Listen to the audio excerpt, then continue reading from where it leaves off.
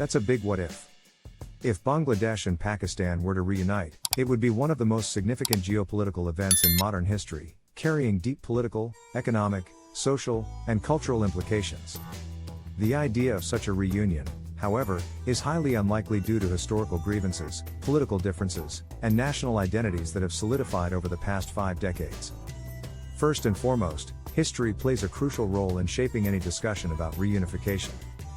Bangladesh and Pakistan were once part of a single country, formed after the partition of British India in 1947. However, economic disparity, linguistic differences, and political marginalization led to tensions between the two regions. The struggle for autonomy in East Pakistan culminated in the Liberation War of 1971, resulting in the creation of Bangladesh. Given this history, a reunion would have to overcome deep-seated resentment and trauma associated with that conflict. From a political standpoint, the two countries have taken different paths since their separation. Bangladesh has developed a relatively stable democratic system, despite periods of military intervention, while Pakistan has experienced more frequent military rule and political instability. If reunification were to happen, governance would be a major issue. Would it be a federal structure where both maintain significant autonomy, or a centralized system? Given their past experience, Bangladeshis might be wary of any arrangement that resembles the pre-1971 power dynamic, where West Pakistan, present-day Pakistan, dominated the political and economic landscape. Economically, Bangladesh has outpaced Pakistan in many aspects.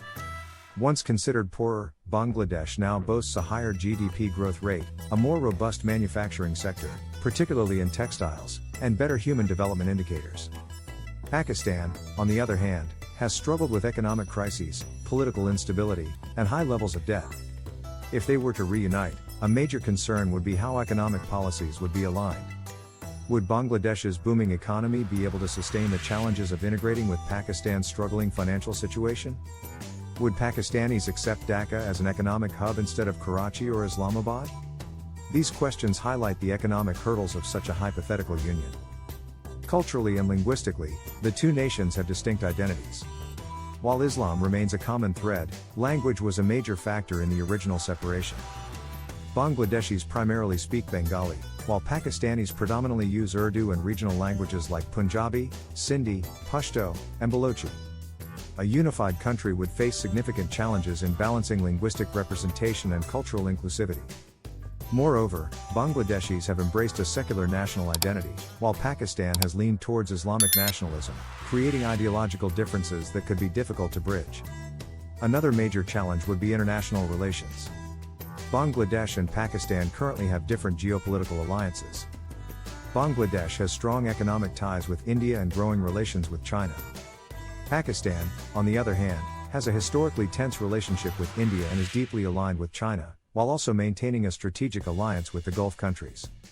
If reunification were to happen, how would India react? Would it see the new entity as a threat? Would China support such a move, or would it complicate their interests in South Asia? These questions show how global politics would be a major obstacle to any such proposal. Furthermore, public opinion matters. While some individuals on both sides might idealize a reunification based on shared history or religious ties, the majority likely see themselves as separate nations with independent destinies.